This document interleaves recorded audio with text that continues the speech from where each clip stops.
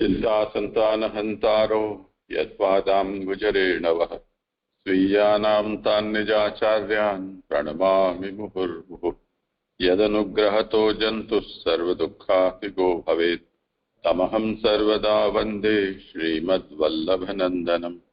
अज्ञानतिमिरान्धस्य ज्ञानाञ्जनशलाकया चक्षुरुन्मीलितं येन तस्मै श्रीगुरवे नमः।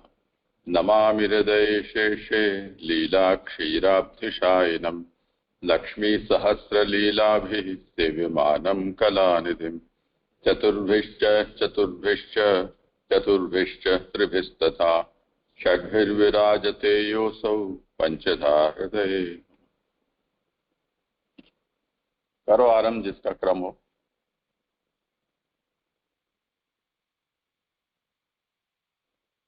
प्रणाम जैसे सरों को भागवत स्मरण और खूब धन्यवाद ये अपॉर्चुनिटी के लिए। तो कल तक हमने भागवतार्थ के 29वीं कारिका 29th तक देखा था, जिसमें हमने देखा था कि श्रोता का जो अधिकार है आचार्य चरण वहां पर विवेचन उनका किया कि श्रोता जो शौनक आदि हैं और वक्ता के अधिकार पर चर्चा हुई थी, सूत पुराणी और फिर नारद जी और शुक जी तो चर्चा नहीं हुई, बट किंतु उनका विचार था। अभी 30वीं कारिका से आज भागवतार्थ की शुरू है। तो उत्थानिका में आज्ञा कर रहे हैं कि भागवत के द्वारा शीघ्र मुक्ति होने में और भी प्रतिबंधक हैं, उनका निरूपण करने के लिए कहते हैं। तो भागवत के द्वारा जो शीघ्र मुक्ति जो कल देखा कि सुखदेव जी की नहीं हुई, तो उसमें ऐसे बात हुई थी कि क्यों नहीं हुआ, तो फिर वो परम भक्ति होने से वो मतलब भगवान की कथा सुन रहे थे, तो वो भगवान की कथा ही रुकावट डालने वाली थी। तो फिर यहाँ ये प्रश्न उठा रहे हैं कि श्रोता जो है मतलब शीघ्र मुक्ति उनकी भी होनी चाहिए थी, तो मतलब प्रतिबंधक क्या क्या थे। तो आचार्य चरण 30वीं कारिका से आज्ञा कर रहे हैं, यागादि करणासक्त्य शिष्याणाम च संग्रहात् भक्तु स्वस्योत्तम ज्ञानात् फलम सर्वम न शौनके। भागवत के सुनने के अनंतर भी शौनक जी को वैराग्य आदि नहीं हुए, उसमें 3 कारण हैं। शौनक जी की यज्ञों के करने में आसक्ति थी, शिष्यों का संग्रह करते थे, शिष्य बनाते थे, और तीसरा हेतु सूत जी से मैं अधिक हूँ ऐसा ज्ञान था।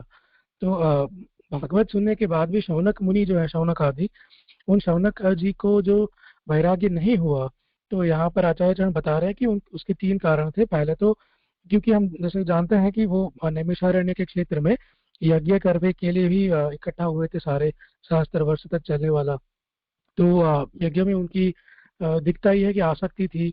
शिष्यों का भी संग्रह करते थे, मतलब वो गुरु शिष्य परंपरा से जो चलती है वो शिष्य बनाते थे। और तीसरा जो हेतु यहाँ पर आचार्य आज्ञा कर रहे हैं, जैसे मुझे ऐसे समझ में आ रहा है, जैसे कल जय ने भी आज्ञा करी थी वो सर्वज्ञ सूत जी के बारे में कि वे जो थे वो मतलब वेद के अध्ययन में उनकी वो नहीं करते थे, क्योंकि वो वर्णाश्रम जो था उनका वो शायद शूद्र था या शंकर था, तो वर्ण शंकर। तो फिर ये शौनक आदि जो है वो वर्णाश्रम धर्म के हिसाब से शायद समझते थे कि वो अधिक हैं सूत पुराणी जी से, मतलब सूत जी से अधिक थे। तो ये 3 कारण की वजह से उनको भागवत के सुनने के बाद भी अनंतर वैराग्य नहीं हुआ। तो फिर शौनक जी का भागवत सुनना व्यर्थ ही रहा, इस आशंका का उत्तर देते हैं। शास्त्रीय ज्ञान तो उनका दृढ़ था ही, उस ज्ञान से ही उनकी भगवान में परम साध्य रूप भक्ति हो गई। तदंतर भगवान की कृपा से भक्ति से युक्त कर्म के द्वारा ही मुक्त हो जाएंगे। तो उनका फिर वो भागवत सुनना व्यर्थ हो गया, टाइम वेस्ट हो गया पूरा। ऐसे अगर कोई शंका करे तो आचार्य आज्ञा करे कि भी ऐसा नहीं है, क्योंकि वे शास्त्र के तो जानकार थे ही, मतलब शास्त्र के जानकार थे करके भागवत पुराण सुनने के बाद भागवत शास्त्रीय ज्ञान जो उनका दृढ़तर हुआ, ज्यादा दृढ़ हुआ, और भगवान में जो भागवत का फल है, जो भगवान में परम साध्य रूप भक्ति होना, तो वो भक्ति हुई। और भगवत भक्ति के कारण और भगवत भक्ति और भगवान की कृपा से भक्ति से किए गए उनके सब कर्म थे बाद के, वो कर्म से वो मुक्त हो गए। तो भक्ति युक्त कर्म करने से वो आगे चल के मुक्त हो जाएंगे, ऐसे यहाँ पर आज्ञा कर रहे हैं। अभी यहाँ शंका होती है कि व्यास जी में वैराग्य तो था नहीं, नारद जी में भी नहीं था, तो फिर व्यास जी को प्रथम अधिकारी में क्यों नहीं गिना गया। इसका उत्तर यह है कि व्यास जी में वैराग्य न होने पर भी प्रथम अधिकारी से 2 बात अधिक थी। एक तो व्यास जी को तर्क के द्वारा स्वतः परिज्ञान था और मूल में वे भगवान के ज्ञान अवतार थे, इसीलिए व्यास जी की गणना मध्यम में की गई। तो यहाँ पर शंका उठा रहे हैं, जैसे शौनक जी का हीन अधिकारी जो श्रोता है शौनक जी, उनकी बात की, और अभी आगे चल के व्यास जी की बात कर रहे हैं कि उनमें भी वैराग्य नहीं था जैसे नारद जी में नहीं था। तो फिर व्यास जी जो है तो वो प्रथम अधिकारी में भी गिनने चाहिए।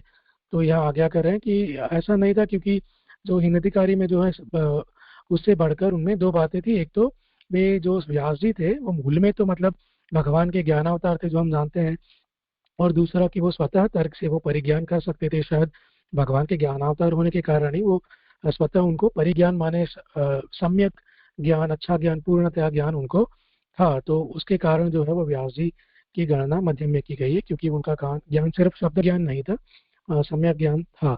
उत्तम तो इसलिए नहीं थे, तो वो फिर उत्तम क्यों नहीं हो गए, क्योंकि फिर मध्यम में आप हम इनकी गिनती कर रहे हैं। तो वो शंका अगर हो कि उत्तम वो क्यों नहीं थे, तो क्या आज्ञा कर रहे हैं कि उत्तम तो वे इसलिए नहीं थे कि उन्हें नाना साधनों का विज्ञान दृढ़ था, और इसलिए नारद जी का उपदेश उनके लिए दुर्बल था। तो शायद हमने ये बात कल भी देखी थी कि 30वीं कारिका में नहीं, 20वीं कारिका, 20वीं कारिका में जो आया था कि वो व्यास जी धर्मज्ञ है, धर्म परम कल्याणकारी है, ऐसा जानते हैं। तो धर्म में उनकी निष्ठा है, साधनों में मतलब जो उन्होंने वेद का विभाग किया और पुराण और या जो कई शास्त्रों की रचना करी, तो साधन जो करना है तो उनमें उसका विशेष ज्ञान जो उनका दृढ़ था, और इसीलिए तो जो थोड़ा अभिमान भी हो गया था उनको, जो वहां पर वो आज्ञा कर रहे हैं। तो नारद जी का उपदेश जो था उनके लिए दुर्बल हो गया। नारद जी ने जो कहा उनको, वो वहाँ मतलब स्ट्रांगली वो ग्रहण नहीं कर पाए। जब समाधि के द्वारा नारद जी की कही बात ठीक निकली, तब उसको प्रमाण माना, इससे उनकी मध्यमता हुई। तो ये तो स्वतः क्लियर है। परीक्षित में ये कोई दोष नहीं थे। तो अब उत्तम अधिकारी के श्रोता की बात कर रहे हैं कि परीक्षित में ये कोई दोष नहीं थे, केवल सुखदेव जी के उपदेश के सुनने मात्र से ही उनका संदेह निवृत्त हो गया और भागवत सुनने का फल उन्हें मिल गया। परीक्षित का वैराग्य आदि यहाँ स्पष्ट नहीं हुआ है, अतः उसे उत्तम अधिकारी के प्रकरण में कहेंगे। तो परीक्षित जी के बारे में आगे कह रहे हैं कि परीक्षित जी को जो है सुखदेव जी के उपदेश जो उन्होंने सुना पूरा भागवत, तो उससे से ही उनका जो संदेह निवृत्त हो गया। उनको ऐसा भी नहीं था कि मतलब वो कोई और साधन का निष्ठा नहीं थी, क्योंकि यद्यपि कोई साधन निष्ठा एक्स्ट्रा होती तो वो गंगा तट पर प्रवेश करके कथा सुनने का आग्रह नहीं रखते। तो मतलब उनके लिए वो उत्तम अधिकारी का श्रोता जो उनको गिना गया है वो यहाँ पर स्फुट होता है। परीक्षित जी की बात अगर करें तो उनकी जो सॉरी वैराग्य आदि जो सॉरी उनके वैराग्य की जो बात करें, तो वैराग्य जो है यहाँ स्पष्ट नहीं है। तो वो आगे करें कि उत्तम अधिकारी के जो प्रकरण आएगा 7 से लेके 19 तक, तो वहां पर वो कहेंगे।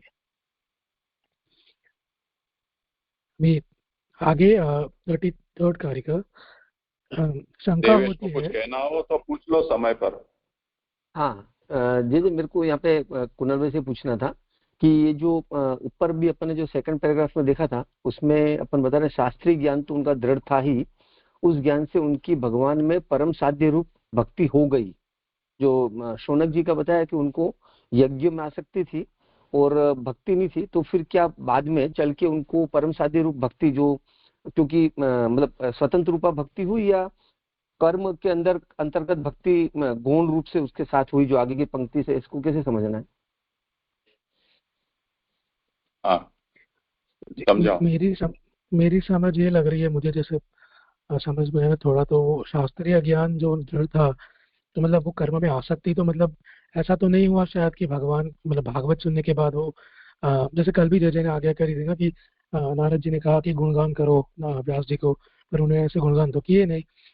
तो समाधि करी। तो यहाँ पर भी भागवत सुनने के बाद भक्ति तो स्वतंत्र नहीं करी लगती है, जैसे लिखा गया है मतलब आज्ञा करी है थी। तो लगता है कि कर्मणा तो भक्तिया युक्तेन मोक्ष्यते, तो कर्म तो किए ही है, मतलब जो यज्ञ वगैरह जो कर्म में आसक्ति है उनकी, शायद मुझे ऐसा मेरी समझ है कि वो आसक्ति नहीं गई, कर्म तो करे ही है किंतु भक्ति युक्त करे हैं। तो शायद स्वतंत्र भक्ति तो नहीं कहेंगे उसे, मतलब कर्म के अंग में हुई भक्ति, ये मेरी समझ है। बाकी जैसे आप स्पष्ट कीजिए। हाँ ठीक है, यही बात है। मुक्ति उनको कर्म से ही हुई है, परंतु जो श्रवण उनको प्राप्त हुआ वो श्रवण ने उनके भीतर भक्ति भाव भी प्रकट किया है। और ये महाप्रभु ने इसके लिए साध्य रूपा भगवती जाता ऐसा कहा है। दृढ़म शास्त्रीयम ज्ञानम, शास्त्रीय दृढ़ ज्ञान होने से तेन भक्ति ही परमा साध्य रूपा भगवती जाता, उससे भगवान में साध्य रूपा परम भक्ति उनके अंदर पैदा हुई। उसका अर्थ पुरुषोत्तम जी समझाते हैं कि साध्य रूपा का मतलब है प्रेमात्मिका भक्ति। तो प्रेम भक्ति उनके अंदर प्रकट हुई है और आगे जाकर उनकी मुक्ति जो है वो कर्म द्वारा हुई। जी जी जी।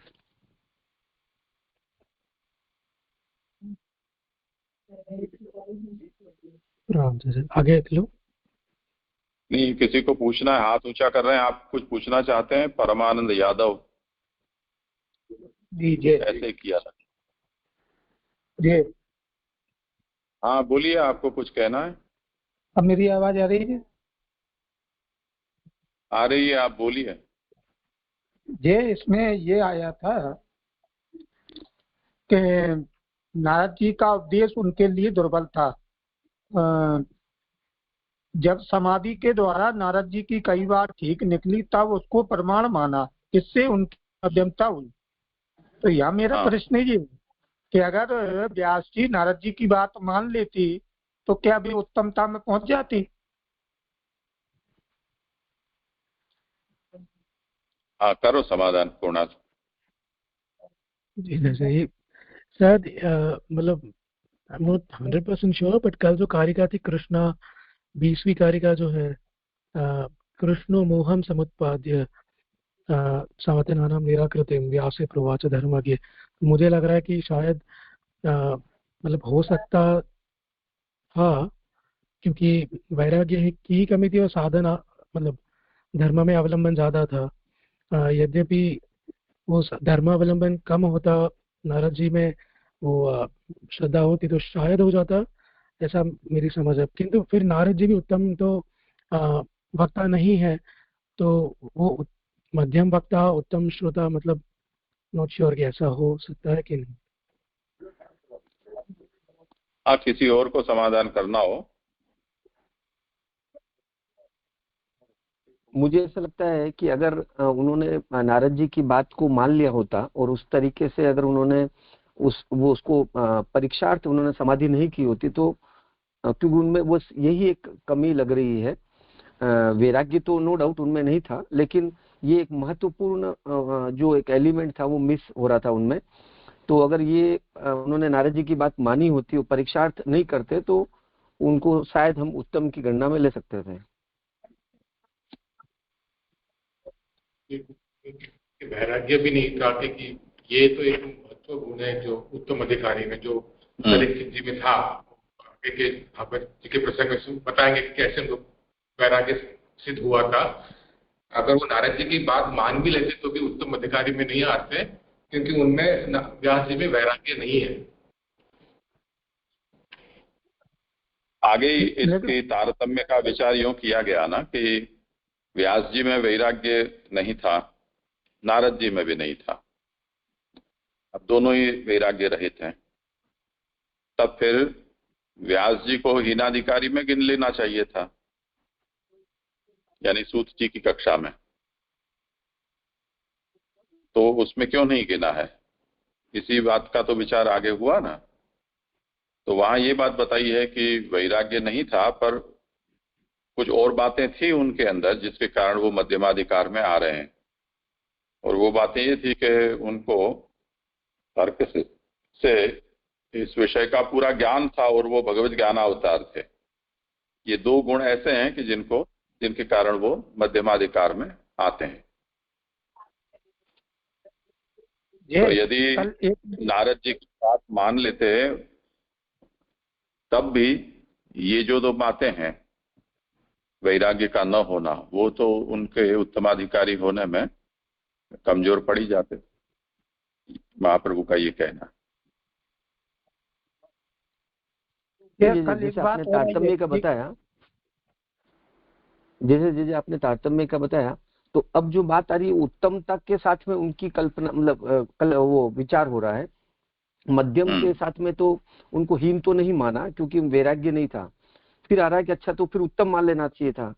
तो आया कि उत्तम इसलिए नहीं मान रहे क्योंकि साधनों में उनका विज्ञान दृढ़ था और उन्होंने नारद जी की बात नहीं मानी। अगर ये करा होता तो हम उनको उत्तम में ले लेते।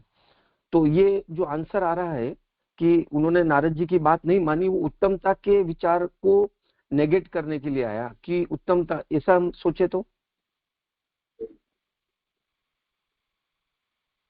इसमें समस्या क्या है कि कौन से पैरामीटर को हम उत्तमता के लिए मानक मानकर चलें, ये एक मुख्य बात है। यदि सर्वज्ञ है, ज्ञानावतार है, ज्ञान उनको स्वतः स्फूर्त हुआ है, इसके कारण हम यदि उनको उत्तम वक्ता मान रहे हैं, तब उस स्थिति में वैराग्य है और भगवान में उनकी आसक्ति, प्रबल आसक्ति जो है, यानी भगवदीयत्व और भगवत कृपा और प्रेम भक्ति इत्यादि जो गुण उनके अंदर होने चाहिए, उनको पीछे हमें गौण बना देना पड़ेगा। तो उत्तमाधिकारी में जो बातें कही है कि जो वैराग्यवान हो और भगवान में तत्पर हो, ये उत्तमाधिकारी सुखदेव और वक्ता और श्रोता परीक्षित दोनों के अंदर है। वो बातें यदि व्यास जी के अंदर तो हैं, भगवत कृपा तो दिख ही रही, क्योंकि उनको तो प्राकट्य ही उसलिए किया गया है और किसी तरह का प्रेम भी उनके भीतर है, पर वैराग्य में फिर कमी आ जाएगी। तो जब तक वैराग्य नहीं होता है तब तक आगे जैसे देखा कि भगवद आवेश संभव नहीं है, और भगवद आवेश नहीं होगा तो फल भी सिद्ध नहीं होगा। तो इस तरह से कहीं कहीं कुछ गुण है तो कहीं कुछ नहीं है, उसके कारण उनको मध्यमाधिकार में लिया है, ऐसा तात्पर्य समझ में आता है। जी जय। हाँ बोलिए। कल एक बात और आई थी कि व्यास जी ने अभिमान के कारण नारद जी की बात को ठीक नहीं समझा, इसलिए नारद जी की कई बात के परीक्षा के अर्थ उन्होंने समाधि लगाई और समाधि में वो बात ठीक निकली। तो उन्होंने कहा व्यास जी को अभिमान हो गया इसलिए परंपरा दुर्बल हो गई। तो यहाँ मेरा ये कहना था कि जैसे नारायण भगवान ने ब्रह्मा जी से कहा, भागवत को ब्रह्मा जी ने नारद जी से कहा और नारद जी ने व्यास जी से कहा। तो भले जैसा नारायण भगवान ने ब्रह्मा जी से कहा वैसा उन उसको कैच नहीं कर पाया, भले ना कर पाया, लेकिन अगर यहाँ नारद जी की बात को व्यास जी मान लेते तो परंपरा दुर्बल नहीं होती। प्रश्न ये तो वहां कहा कि इसलिए परंपरा दुर्बल हो गई। हाँ समझो क्या कह रहे हैं।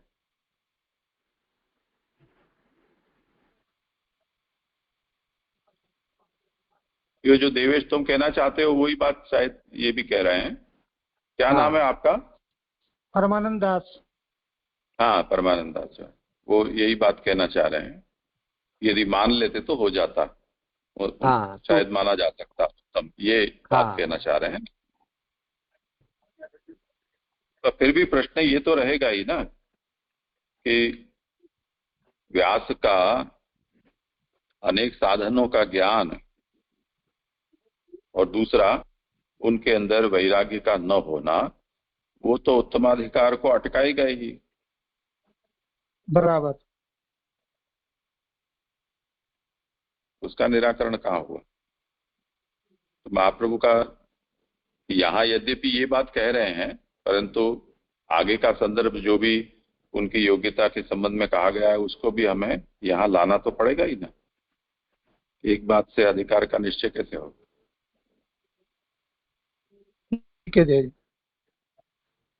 तो फिर ऐसे भी सोच सकते हैं, ये जो अशेष विशेष रूप का कल हमने देखा था कि ब्रह्म जो है वो मतलब अशेष महात्म्य उसका, और फिर वो जो परंपरा में बताया था कि विशेष रूप की ज्ञापिका नहीं हो सकती क्योंकि वो बात बीच बीच में थोड़ी छूट गई है। अशेष विशेष रूप से ब्रह्म का निरूपण नहीं हो पाया नारद जी से।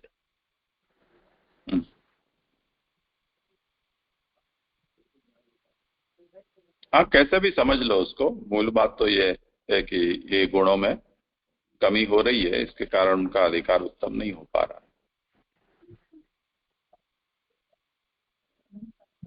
जी सर। अब मैंने हाथ हटाओ ही नहीं। देख ये परमानंदास जी, आप अपना फोन म्यूट कर दें, आप लोगों के बातचीत की आवाज आ रही है। जो भी बोल रहे हैं उसके बाद अपना फोन म्यूट कर दिया करें। हाँ, करो आगे। एक प्रश्न था कि अभी कृणाल जो बात हुई, जो उत्तम वक्ता और मध्यम श्रोता, ऐसा कुछ मतलब कॉम्बिनेशन हो सकता है? सब गुण है तो, क्योंकि हम यहाँ 3 ही प्रकार के देख रहे हैं, तो ऐसा हो सकता है पॉसिबल, मतलब तीनों 3 जगह पे? हाँ, वो तो है ही ना। यहाँ हम देखें तो सुखदेव जी जब वक्ता हैं तब परीक्षित भी है, नारद भी है और व्यास भी है श्रोता में। उससे पर क्या फल तो अधिकार अनुसार ही होगा। अच्छा, मतलब नहीं, कल एक चीज आई ना, मतलब वहां पे समाधान भी आया था कि अगर उत्तम वक्ता है तो श्रोता किसी तरह का भी होगा तो चलेगा। तो मतलब फिर श्रोता का अधिकार किस तरीके से, मतलब वो जो सेंटेंस था ना हमने पहले दिन जो देखा था ना, उस रेफरेंस से खाली मैं पूछ रहा था।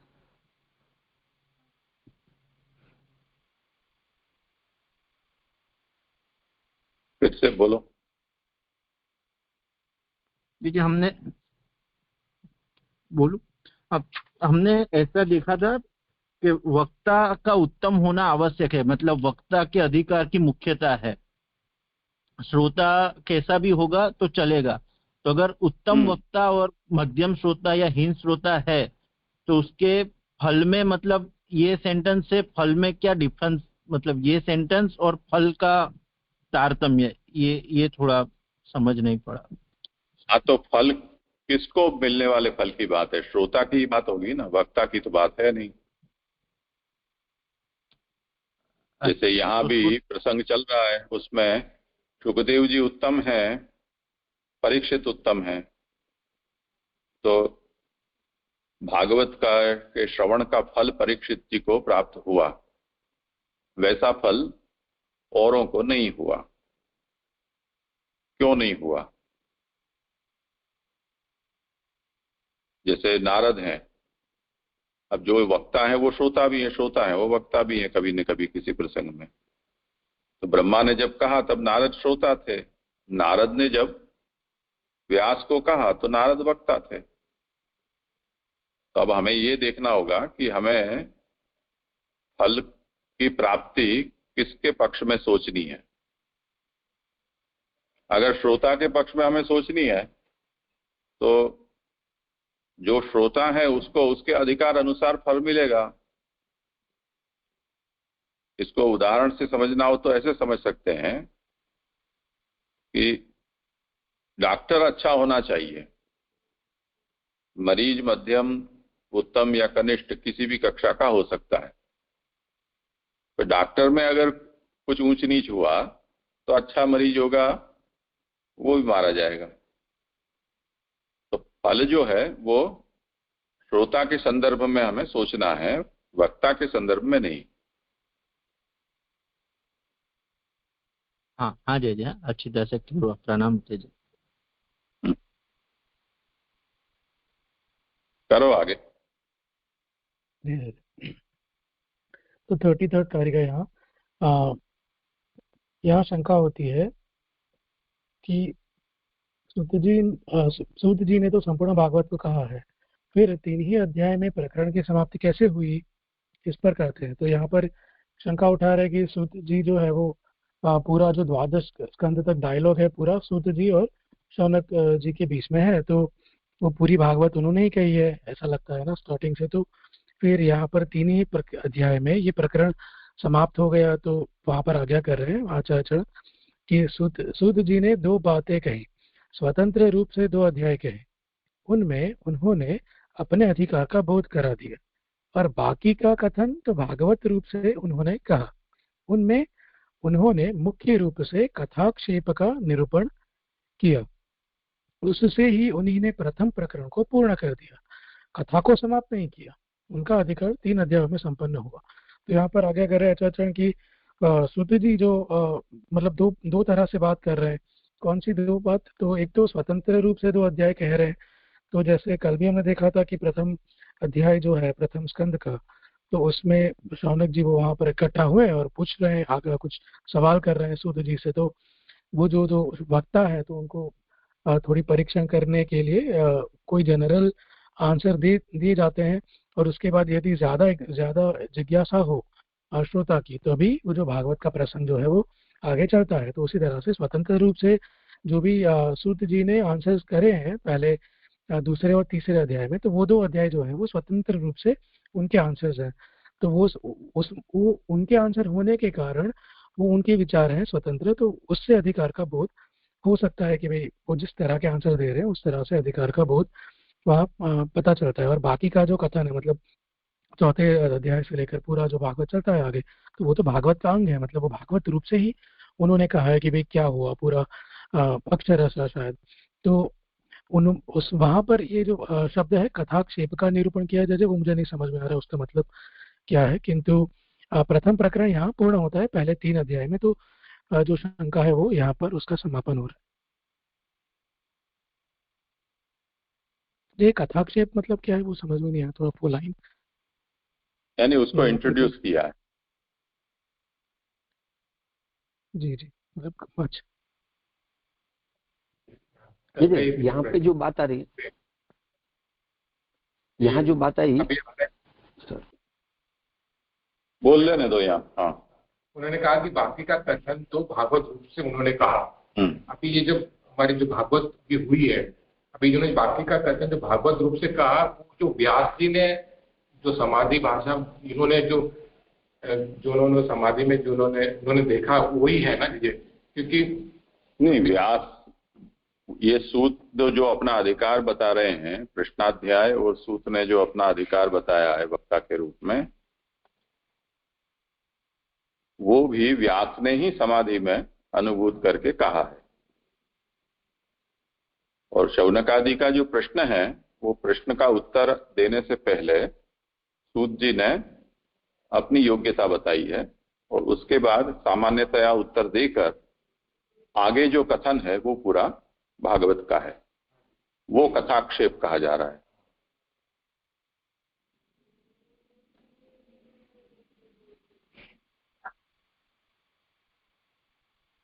दीदी बस मैं भी यही प्रश्न था। तो इस संदर्भ में हम पारी का जो अपन 15 नंबर में आपने कब भी कल जैसे समझाया था कि सुखदेव जी राजा के लिए कथा मात्र ही कहेंगे, वहां पे उस प्रसंग में सब वहां पे सुन रहे हैं, और उस बात को फिर सूत जी आगे कह रहे हैं। जो ऊपर पारी का 15 के संदर्भ में आ रही थी, उसी संदर्भ में ये बात समझनी।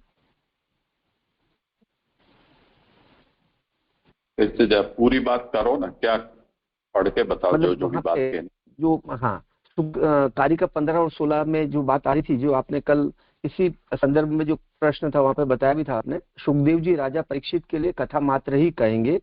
उसमें जो प्रश्न और उत्तर हुए उनको सुनकर जो सूत जी ने शौनक आदि को कहा, यह सब पहले से ही व्यास के रूप में अवतरित भगवान ने मंगलाचरण पूर्वक एवं प्रसंग पूर्वक सब बातों को समाधि में जान ली थी उस संदर्भ में। हाँ ठीक है, ठीक, बस वही बात है जी। हाँ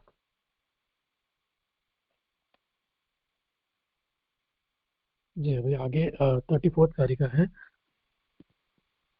तो वहां पर आज्ञा कर रहे हैं आचार्य के सूत जी का अधिकार तो 3 अध्याय में पूरा हो गया, कथा तो पीछे होगी। भागवत की उत्पत्ति तथा उसके प्रचार को हेतु पूर्वक कहा।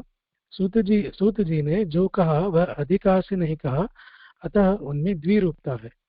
तो यहाँ पर जो पहले 3 अध्याय में जो 2 अध्याय में मतलब सूत जी जो जनरल आंसर देते हैं, सामान्यतः आंसर देते हैं और अपना योग्यता जो है उनकी वो प्रूव करते हैं, तो वो जो है एक रूप है उसका, जो द्विरूपता यहाँ पर बताई गई है उसमें। और दूसरी जो भागवत की उत्पत्ति और उसके मतलब आगे जो भागवत निष्पत्ति भागवत उत्पन्न होती है और वो पूरी कथा चलती है, तो वहां पर जो है वो अधिकार से नहीं कहा, मतलब वो जो है वो अक्षरशः जो बात उन्होंने सुनी थी वो वहां पर बता रहे हैं, अधिकार से नहीं बता रहे। अधिकार तो उनका हीन है जो प्रथम दो सॉरी दूसरे और तीसरे अध्याय में पता चलता है। तो यहाँ पर ऐसे द्विरूपता आचार्य आज्ञा कर रहे हैं।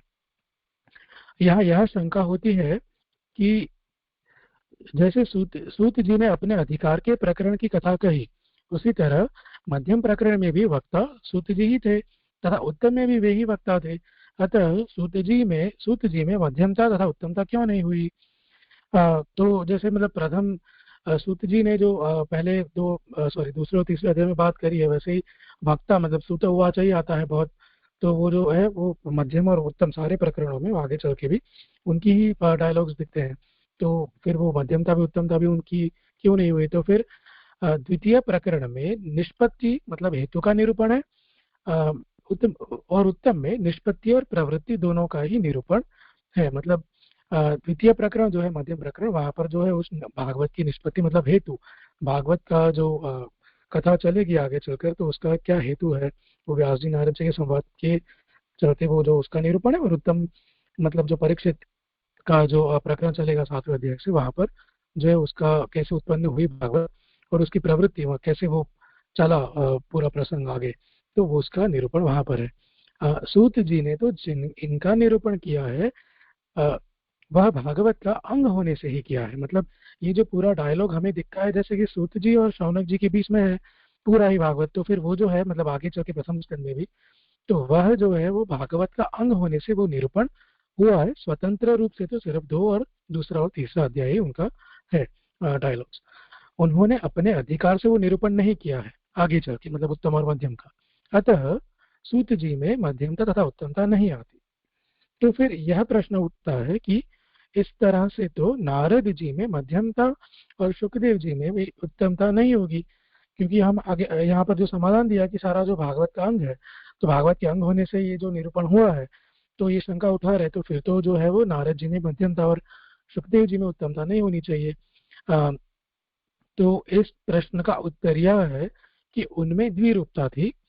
जब दूसरे की बात कहते हैं उस समय वे अनधिकारी और स्वयं जब कहते हैं तब तो उनमें अधिकारिता सिद्ध होती है।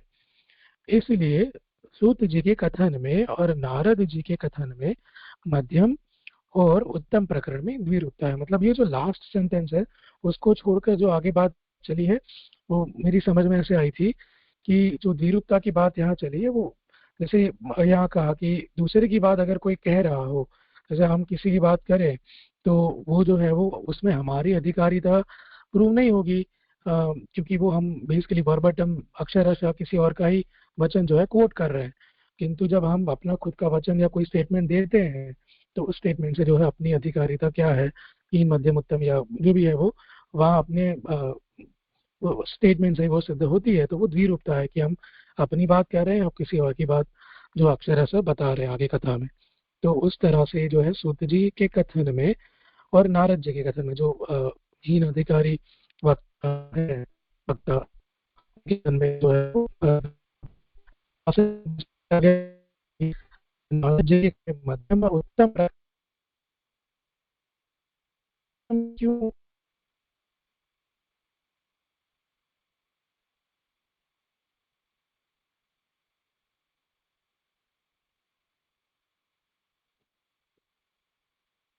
आवाज नहीं आ रही है? हाँ। सब लोगों को नहीं आ रही है या यहाँ क्योंकि यहाँ तेज बारिश शुरू हुई है तो हो सकता है कि हाँ हमारा नहीं नेटवर्क मेरे को भी नहीं आ रही है, नहीं आ मतलब रही है? कुणाल की आवाज हाँ नहीं आ रही है। कुणाल,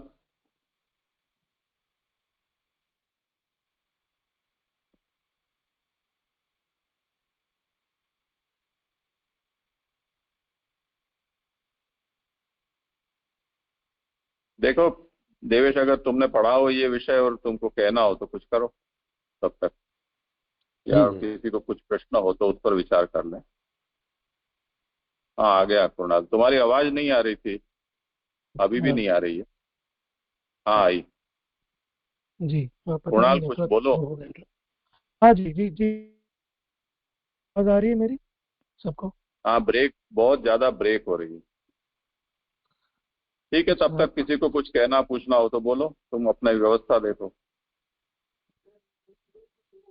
जय बस जी हाँ, जो अपन अभी ये जो कुणाल भाई जो है, कुणाल वो इसी सब्जेक्ट पे आ रहे थे, इसलिए सूर्य जी के कथन में और नारद जी के कथन में मध्यम और उत्तम प्रकरण में द्विरूपता है। ये वो भी मेरे ख्याल से यही जानना चाह रहे हैं, मेरा भी यहाँ पे वही आ रहा है कि कैसे समझना है इसको। हाँ, किसी को कहना हो इस प्रश्न पर तो।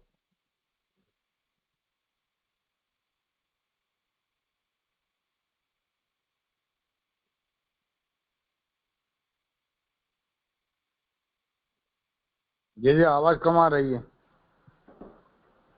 हाँ, अभी तो कोई बोल ही नहीं रहा है। अभी जो प्रश्न चर्चा के लिए आया है उसके संबंध में किसी को कुछ कहना हो तो बोलें।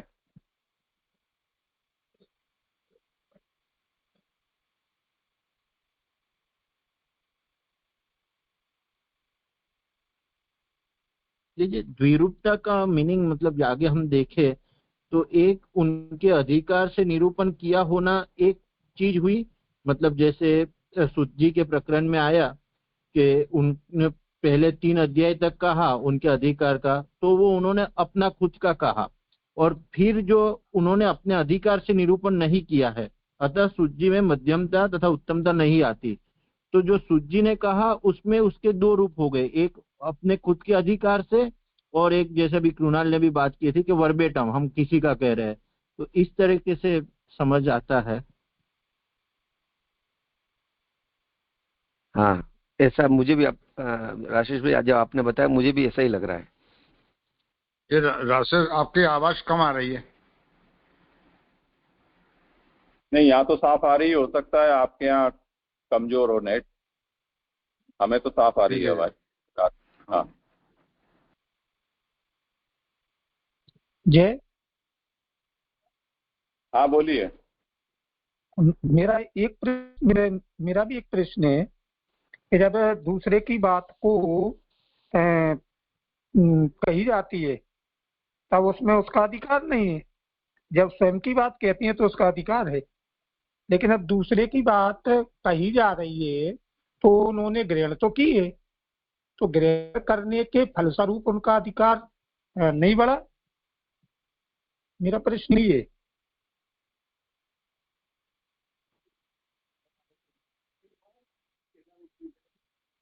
देखो, ये बात यही है कि सूत जी ने जब कथाक्षेप किया है, वहां सूत जी ने जो शुरू में अपनी बात कही, जो शुरू के अध्याय में है, उसके बाद तो भागवत ही आगे हुई है। तो जो भागवत सूत जी कह रहे हैं वो भागवत है कि जो शुक और परीक्षित के संवाद के रूप में हुई है। तो उस स्थिति में वो भागवत के वक्ता के रूप में सूत जी का अधिकार उत्तम मध्यम कनिष्ठ के रूप में हम नहीं सोच सकते हैं, क्योंकि वो तो उन्होंने खुद की बात कही ही नहीं है। जब अब मुझे पता नहीं आपके यहाँ ये शब्द है कि नहीं, मौलिक शब्द, कुछ बातें मौलिक होती हैं यानी स्वरचित होती है, और कुछ बातें ऐसी होती हैं कि जो आप कहीं से उठा लेते हैं, जो कॉपी पेस्ट आजकल चलता है। तो जब कॉपी पेस्ट करते हो उसमें तो आपने कितना एक्यूरेटली उसको कॉपी किया है और कितना आप उसको कह पाए हैं सच्चाई से, उतनी ही आपकी कुशलता देखी जाती है। पर जब आप अपनी ओर से कुछ कह रहे हो उसमें आपकी योग्यता नापी जाती है। तो उस दृष्टि से सूत जी का जो अधिकार है वक्ता के रूप में, वो जब वो अपनी बात कह रहे हैं तब तो उनके अंदर ये अधिकार के जितने भी मानक हैं वो उनके ऊपर लागू करके और सोचे जाएंगे। पर जो बात वो किसी की कह रहे हैं उसमें फिर सूत जी का अधिकार नहीं देखा जाएगा, क्योंकि वो उनकी बात ही नहीं है। तो इस तरह से ये सर्वत्र श्रीमद् भागवत में और सभी पुराणों में भी हम देखते हैं कि ऐसे मिश्र व्यवस्थाएं चलती हैं वक्ता श्रोता की। तो जब ये अधिकार का विचार किया जा रहा है तब हमें इस बात को लक्ष्य में लेना होगा, अन्यथा ये होगा कि सूत से के कथन से जो भी आरंभ हुई है कथा, वो जो भगवान की मुख्य भागवत का जो हृदय है निरोध स्कंद, उसकी कथा भी पीछे उसी के मुख से अगर आरंभ हो रही है तो हीनाधिकारी वक्ता के मुख से निकली हुई बात है वो भी पीछे कुछ हीनता वाली हो जाएगी। तो ऐसा नहीं सोचना चाहिए, इस अभिप्राय से ये बात कही है।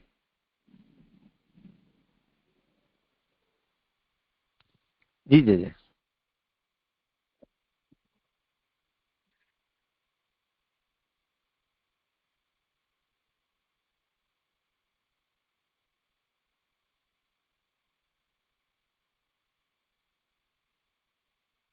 कुणाल, जी जी।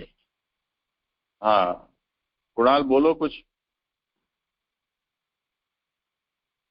कितने श्लोक हैं कुणाल के, पता है किसी को? उसके बाद किसका क्रम है? हाँ जी जी, उसके बाद कल्प का है। अभी आवाज आ रही है? हाँ आई अभी। जी क्षमा चाहता हूँ, वो वायर्ड हेडफोन भी है, पता नहीं क्यों हुआ, जगह चेंज कर ली, नेटवर्क राउटर के बाजू में ही बैठा। नहीं आवाज तो आई पर वो समझने लायक नहीं है, अभी भी बहुत ब्रेक हो रही है। अभी भी ब्रेक हो रही है, मतलब माइक्रोफोन हाँ ला के बोल हो रही है, नहीं ब्रेक हो रही है। तुम्हारे कितने श्लोक हैं?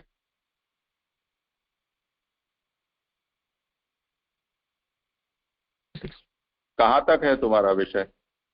36 में लास्ट था, अभी जो बाकी रह गया। हाँ तो कर लो, अब जो इसके बाद जिसका क्रम है, और किसी को कुछ पूछना हो तो पूछ लो। ये जिन लोगों ने हाथ ऊंचे रखे हैं वो थक जाएंगे, या तो पूछो या हाथ नीचे कर लो, इससे हमें ये असुविधा होती है। हम ये सोचते हैं कि तुम लोगों को कुछ कहना है।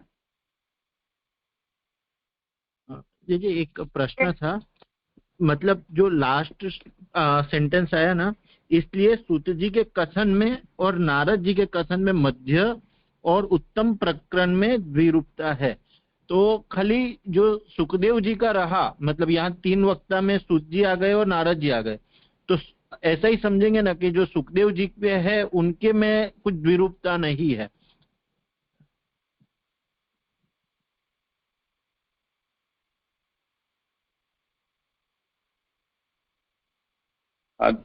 कुणाल अगर कुछ बोल पाए तो, उसने कुछ विचार किया हो तो बताओ।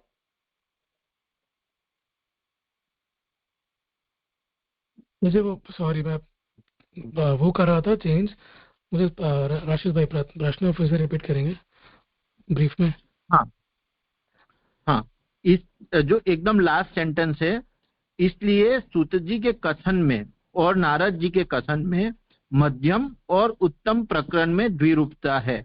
मतलब सूत जी का हमने देखा कि उनके 3 अध्याय थे और बाकी में उनका मतलब उनका अधिकार नहीं है, तो वहां द्विरूपता आई। फिर नारद जी के कथन में द्विरूपता आई। सुखदेव जी का नाम यहाँ नहीं आया, तो सुखदेव जी को हम उत्तम वक्ता गिन रहे, इसलिए उनके वचन में द्विरूपता नहीं है। इस तरह से इसमें कैसे समझेंगे? मतलब सुखदेव जी जो है, मतलब वो उत्तम ही है, तो वहां पर द्विरूपता जैसे मुझे समझ में आ रहा है, उनका कोई स्वतंत्र वचन नहीं है द्वितीय स्कंद से जब उनका प्रारंभ होता है, तो उसमें द्विरूपता नहीं होगी। ये मेरा मतलब मेरी समझ है। मुझे ऐसा लगता है राजेश भाई, जैसे अभी जेजे ने बताया कि जैसे अगर हम ये नहीं समझेंगे तो, क्योंकि क्या हो रहा है कि भागवत तो पूरी कथा है, वो समाधि में आ रही है बात, और यहाँ पे उत्तम प्रकरण लिख ही दिया है, सुखदेव जी का नाम नहीं लिखा है, लेकिन उत्तम प्रकरण का भी उल्लेख आ गया है। मध्यम प्रकरण भी और उत्तम प्रकरण भी, दोनों में द्विरूपता आएगी प्रथम प्रकरण को छोड़ के।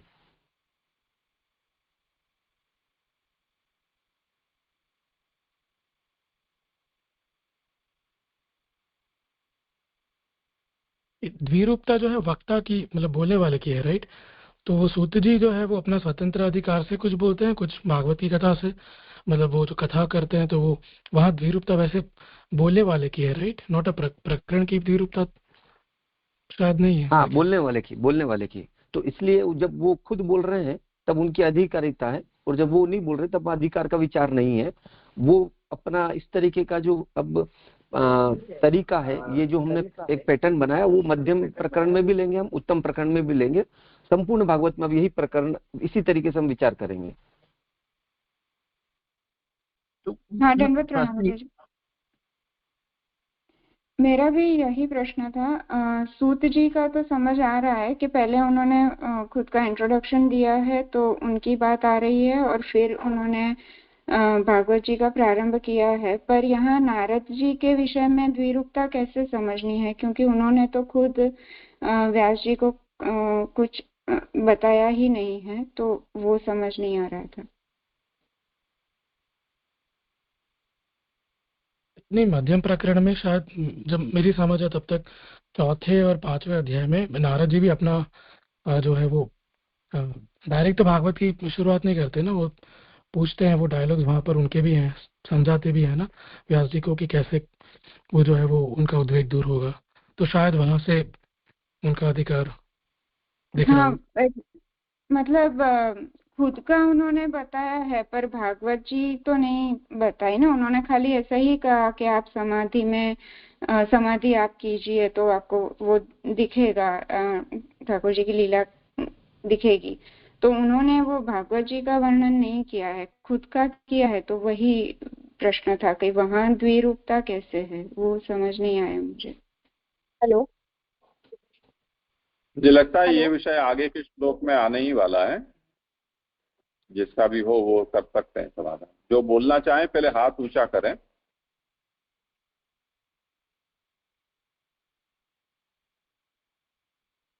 हाँ बोलिए। जब मुझे ऐसा लगता है कि जैसे ना सुखदेव जी ने, वो सूत जी ने शौनक आदि ऋषियों को बताई भागवत कही है, तीन उससे चली है ना भागवत जी, एक सुखदेव जी और परीक्षित की, एक नारद जी और वो मैत्रेय जी और उनकी विदुर जी की, और एक सूत जी और शौनक आदि ऋषियों की। तो इसलिए द्विरूपता आई है कि सबने अपने अपने एंगल से अपने अपने अधिकार के अनुसार कही है भागवत। तो जब सुखदेव जी भी कह रहे हैं तो वो उनकी भी बात बता रहे कि सूत जी ने भी ऐसा बताया है, तो इसलिए शायद द्विरूपता सब में आएगी।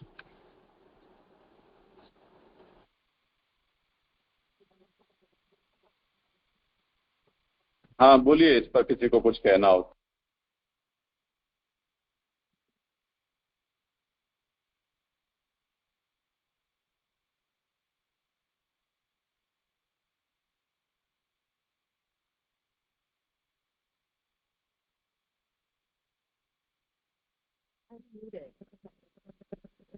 जी जी जी।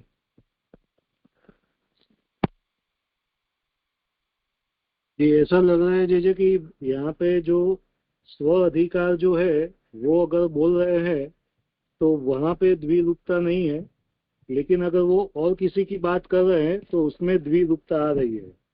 तो अगर हम ऐसे देखें कि भी अगर जो उत्तम अधिकारी के रूप से सुखदेव जी है, तो अगर वो तो उनको तो सब मालूम है और वो तो जो है वो मौलिक तरह से ही बोलेंगे, तो वहां पे द्विरूपता की बात नहीं आएगी।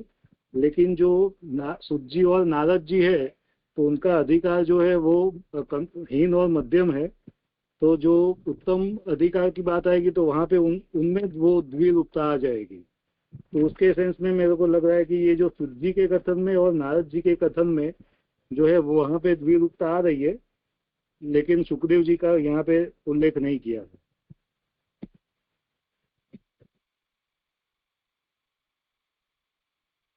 आपका समाधान हुआ?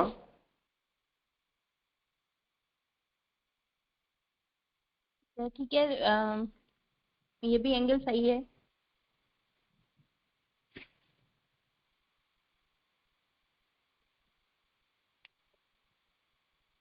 देखें, ये अभी आगे जो प्रकरण आएंगे ना, तब इस विषय की स्पष्टता और अधिक हो जाएगी।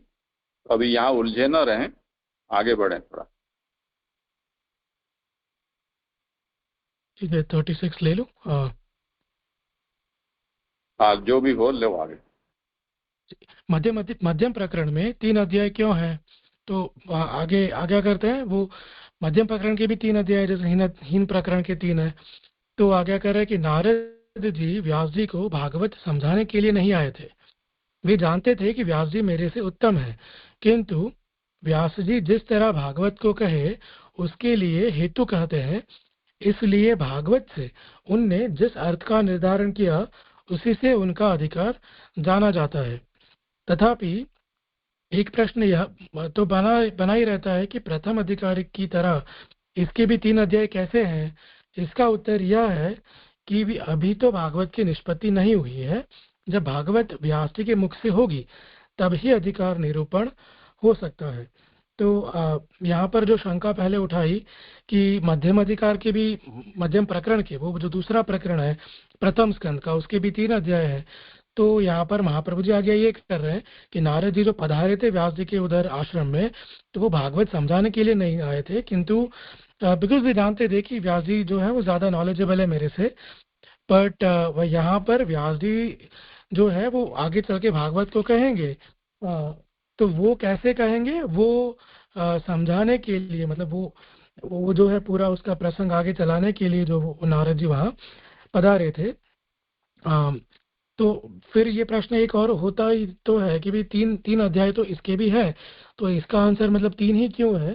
तो यहाँ पर आगे आज्ञा कर रहे हैं कि जो यहाँ पर हो रहा है वो भागवत की मतलब सिर्फ प्रवृत्ति, मतलब सॉरी, भागवत की निष्पत्ति, मतलब भागवत जो है पूरी शुरू नहीं हुए, यहाँ पर उसका हेतु ही उसका निरूपण हो रहा है।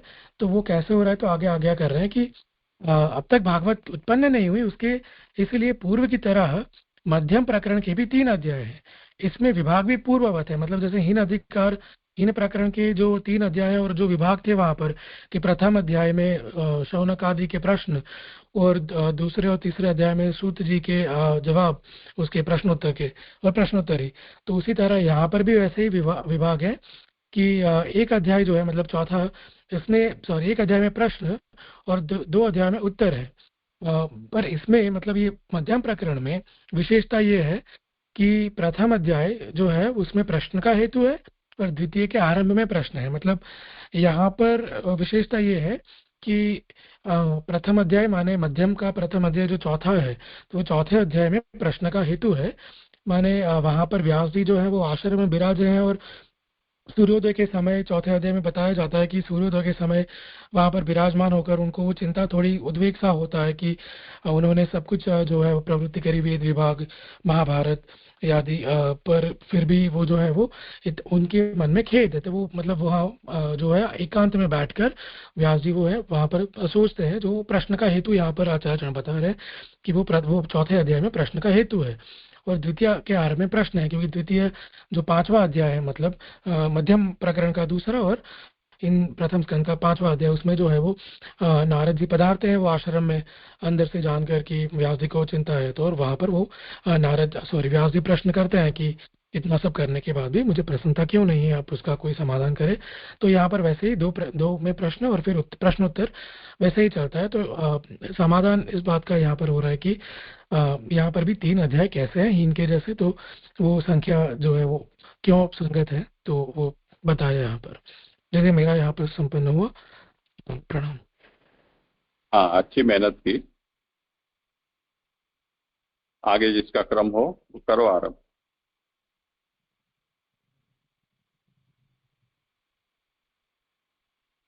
धन प्रणाम जय। अभी आगे की कारिका से उत्तमाधिकारी का प्रकरण आरंभ हो रहा है। तो उत्तमाधिकारी के जो प्रकरण है उसके आरंभ में उत्थानिका में शंका करते हैं कि उत्तमाधिकार के प्रथम अध्याय में पूर्ववत ही उत्तर कहना चाहिए, अर्थात जैसे हीनाधिकारी प्रकरण में जैसे प्रश्न किया और उसके तत्पश्चात उत्तर दिया वैसे ही उत्तर करना चाहिए। तो उस पर कहते हैं कि उत्तमाधिकार में प्रथम स्कंद में प्रश्न श्रोता के अधिकार को करने वाला है। स्पष्ट होने से विशेष रूप से वक्ता का अधिकार नहीं कहा। सुखदेव जी ने एक ही साथ सामान्य अंक का कथन कर दिया। आद्य स्कंद में सामान्य और विशेष इस प्रकार भेद से प्रश्न 2 प्रकार के माने गए हैं। तो यहाँ कहते हैं कि जो प्रथम स्कंद में उत्तमाधिकारी प्रकरण है उसमें जो प्रश्न किया है वो मुख्यतया श्रोता के अधिकार को बतलाने वाला किया है, और इसी कारण से वक्ता का अधिकार स्पष्ट होने से उसकी वहां चर्चा नहीं करी गई है। और यहाँ पे प्रश्न की भी विशेषता में कहा गया है कि प्रश्न जो पूछे गए हैं वो प्रश्न भी दो प्रकार से पूछे गए, कि एक सामान्य रूप से और एक विशेष रूप से। और वो जो प्रश्न पूछे गए हैं सामान्य और विशेष रूप से दो प्रकार में प्रथम स्कंद में, तो वहां कहते हैं कि उसके उत्तर तो सब संपूर्ण ही है, वहां में उसमें कुछ भेद नहीं है ऐसे सामान्य रूप से या विशेष रूप से। फिर आगे कहते हैं कि उत्तर तो द्वितीय स्कंद में 2.5 अध्यायों से कहे गए हैं, उसी से अधिकार होता है। अर्थात सुखदेव जी जब पधारे तो नारद जी और व्यास जी आदि सब उठकर खड़े हो गए, अतः बिना ही उत्तर के कहे वक्ता का उत्तमाधिकारी सिद्ध हो गया। तो अभी आगे जैसे बात करी गई कि विशेष रूप से वक्ता का अधिकार नहीं कहा, तो उसका कारण यहाँ कह रहे कि जब भी सुखदेव जी पधारे तब नारद जी, व्यास जी इत्यादि अपने आप उठकर खड़े हो गए। अर्थात तभी शुक जी ने कोई प्रश्न का उत्तर भी नहीं कहा था, लेकिन उनके आने मात्र से नारद जी, व्यास जी इत्यादि उठकर खड़े हो गए और सम्मान किया, तो इससे ही उनकी उत्तमाधिकारी सिद्ध हो जाता है। अतएव द्वितीय स्कंद के 4थे अध्याय में मंगलाचरण है। उत्तम वक्ता का अधिकार भी भगवान के चरित्र के ही अनुरूप है, अतः वह भी भागवत के समान ही है। यहाँ पे उत्तमाधिकार जो सुखदेव जी है उनका भी जो चरित्र है उत्तम होने से, उत्तमाधिकारी होने से वह सुखदेव जी भी स्वयं भागवत रूपी है, उनके समान ही माने गए हैं। इसलिए उनका निरूपण प्रथम स्कंद में नहीं किया, क्योंकि श्रोता का ही अधिकार मुख्य रूप से अधिकार शब्द से निरूपण करना चाहिए। व्यावहारिक अधिकार तो स्पष्ट है, अतः उसके निरूपण की आवश्यकता नहीं है। तो फिर विशेष अधिकार की क्या गति होगी? इस आशंका के उत्तर देते हैं कि सुखदेव जी उत्तर रूप से भागवत को कहते हुए सबसे पहले एक स्कंद में अंगों को कहा, उसमें अंगता में स्वयं का अधिकार भी जताया है। जीजे दंड प्रणाम जीजे यहाँ एक बात ये स्पष्ट नहीं हो रही है कि जो कह रहे कि तो फिर विशेष अधिकारी की क्या गति, इसके आशंका में उत्तर देते हैं कि सुखदेव जी उत्तर रूप से भागवत को कहना हेतु है, सबसे पहले स्कंद में अंगों को कहा। तो जीजे इसका ये लाइन स्पष्ट नहीं हो रही है।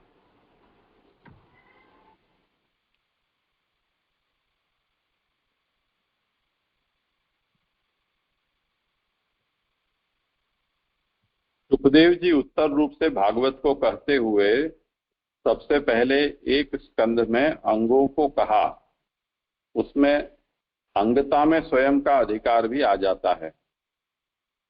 ये जो अंग के रूप में कहा है वो क्या, श्रवण का अंग यानी ज्ञान और तत्व ध्यान, रस प्रसाद और मनन, ये वहां पर अंग के रूप में कहे गए हैं।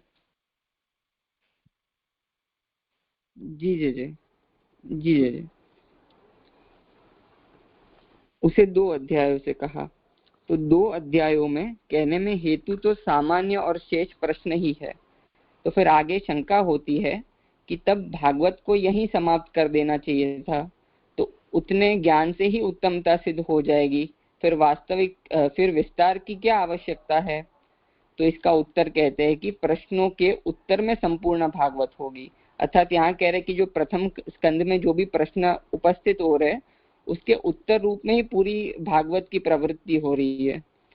तो फिर आगे वापस प्रश्न करते हैं आगे की कारिका में कि यह आपने कैसे जान लिया कि प्रथम स्कंद के प्रश्नों का ही उत्तर पूरे भागवत में है? तो इस पर कहते हैं कि इस भागवत में प्रथमाध्याय प्रश्नाध्याय है और समस्त भागवत उसका उत्तर है। तो यहाँ ऊपर जैसे प्रश्न उपस्थित किया कि आप ये कैसे कह रहे हैं कि प्रथम स्कंद में जो प्रश्न है उसका उत्तर ही पूरे भागवत में, तो यहाँ श्री आचार्य आज्ञा कर रहे कि जो प्रथमा अध्याय है वो उसे प्रश्नाध्याय कहना चाहिए और जो समस्त भागवत है वो उसका उत्तर है। इस भागवत का प्रतिपाद्य जो विषय है वह भगवान है। यहाँ जो भागवत से जो प्रतिपाद्य मूल विषय हो है उसे भगवान कहते हैं। और अब भगवान में जो भग है उसका तात्पर्य कहते हैं आगे कि भक्त शब्द से ज्ञान, वैराग्य, ऐश्वर्य, वीर्य, यश और श्री, ये 6 अर्थ है। अर्थात इन 6 का समुदाय भग कहलाता है। भगवान कृष्ण में यही 6 अर्थ विद्यमान है और भागवत में भी यही 6 अर्थ है। अभी यहाँ कह रहे कि भागवत है वो स्वयं भगवान भगवत रूप होने से यहाँ ऐसा कह रहे कि जैसे भगवान में ये 6 गुण पूर्ण रूप से विद्यमान है, उसी प्रकार से भागवत में भी यह 6 गुण पूर्ण रूप से विद्यमान है। यदि ये न होता तो भागवत की प्रवृत्ति व्यर्थ हो जाती। वे 6 प्रश्न प्रथम अध्याय में स्पष्ट है, इसलिए उसका अभिनंदन किया है। 4 का प्रथम अध्याय तथा 2 का दूसरे अध्याय में कथन है। अभी आगे कहते हैं कि मतलब जितने भी प्रश्न है तो उसको कृष्ण विषय कहते हैं वो प्रश्न को, इस कारण से उसे अभिनंदनीय प्रश्न माने हैं। तो सभी कृष्ण विषयक ही प्रश्न है, अतः कृष्ण ही लीला रूप से सर्वत्र वर्णित है। इससे ग्रंथ की संगति का भी निरूपण हो गया। जो आगे कहा गया कि ये भागवत का प्रतिपाद्य स्वयं भगवान है, प्रतिपाद्य विषय, तो यहाँ पे उसकी संगति की कि कृष्ण लीला ही सर्वत्र सभी रूप से वर्णित की गई है। फिर आगे कहते हैं कि भागवत में 12 स्कंद है और ऐश्वर्य आदि धर्म तो 6 है, अतः 2-2 स्कंद एक एक धर्म को कहते हैं। अभी यहाँ भागवत के जो स्कंद है 12 स्कंद और भगवान में जो 6 गुण पूर्ण रूप से विराज रहे उसकी संगति कर रहे हैं। तो कहते हैं प्रथम एवं द्वितीय स्कंद में ज्ञान का वर्णन है, सर्ग एवं विसर्ग स्कंद में वैराग्य का कथन है। 2 प्रकार के जो धर्म है उनका कथन स्थान और पोषण में है। ऐश्वर्य, प्रहलाद और मनु आदि सप्तम और अष्टम स्कंद में सूचित किए गए हैं। नवम और दशम स्कंद में यश का प्रतिपादन है और श्री का प्रतिपादन 11वें और 12वें स्कंद में है। तो यहाँ पे जो संगति आगे की के भगवान के 6 गुण और 12 स्कंद की संगति, तो उसमें वही संगति समझाई कि जो प्रथम और द्वितीय स्कंद है उसमें प्रभु का ज्ञान रूप से ज्ञान गुण का कथन है। सर्ग और विसर्ग लीला है उसमें प्रभु के वैराग्य गुण का कथन है। उनके जो धर्म है उनमें उनका जो धर्म गुण है वो भागवत के स्थान और पोषण में सूचित किया गया है। और जो प्रभु का ऐश्वर्य है वो प्रहलाद मनु आदि के सप्तम अष्टम स्कंद में उसका वर्णन किया गया है। और जो प्रभु का यश और श्री गुण है वो प्रभु के नवम, दशम और 11वें स्कंदों में किया गया है। वहां भगवान का स्वरूप से रमण सिद्ध होता है। अथवा इन 2-2 स्कंदों में ऐश्वर्य आदि का जो क्रम है, ऐश्वर्यस्य समग्रस्य वीर्यस्य यशः श्रियः ज्ञान वैराग्यश्चापि षण्णाम भग इति ऋणा, इस क्रम से उपापादन करना है। ऐसा होने पर सूत जी ने अपने अधिकार की सिद्धि के लिए जैसे उत्तर दिया है उसी तरह विभाग बताते हैं।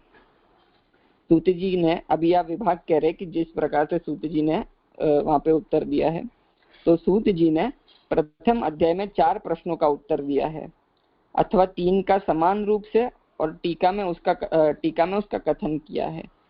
कृष्ण के सहित 2 प्रश्न का उत्तर दिया है अध्यायों में। जी यहाँ ये भी थोड़ा स्पष्ट नहीं है। द्वितीय अध्याय में क्षमा दीजिए जी यहाँ भी ये पूछना था कि अथवा 3 का समान रूप से टीका में उसका कथन है, और कृष्ण के सहित 2 प्रश्न का उत्तर द्वितीय अध्याय में है। तो जी वहाँ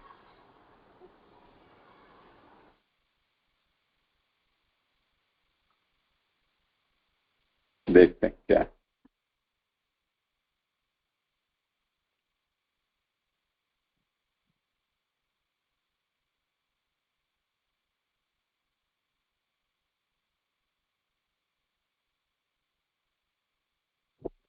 इसका अभिप्राय कुछ ऐसा लग रहा है कि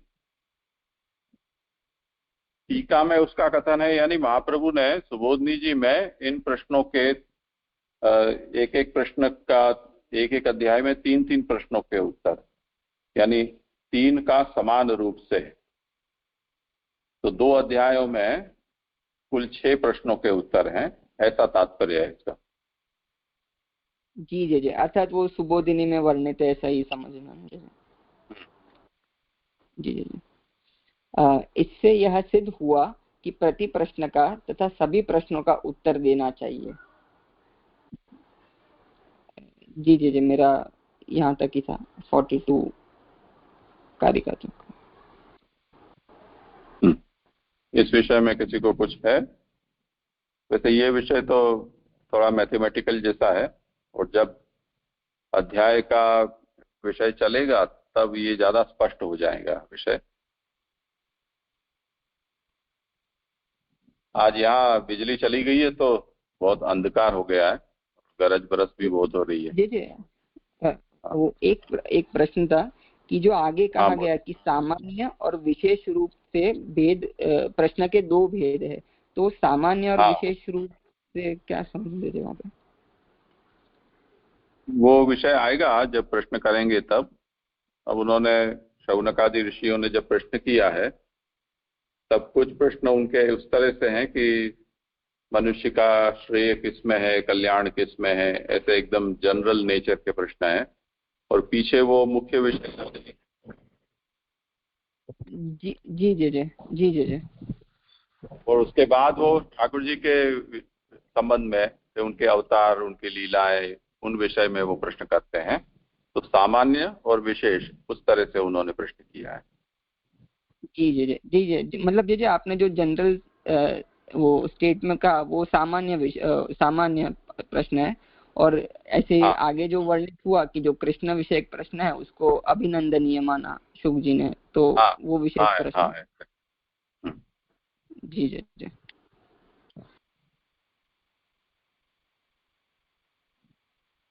वो आगे वो विषय आ ही रहा है, किसका क्रम है वो? जी जी जी।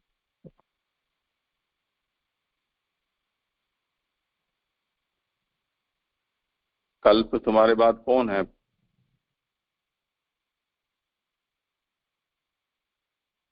विकास। हाँ जी, विकास भाई।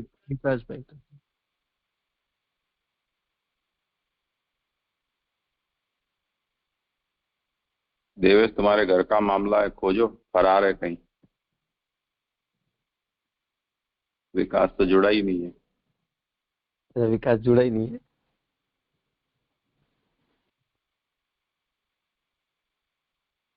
तो अब तुम्हारी जिम्मेवारी हो तो क्या हो। जी जी जी, मैं एक बार देख लेता हूँ कहाँ पे है, फिर मिल लेता हूँ।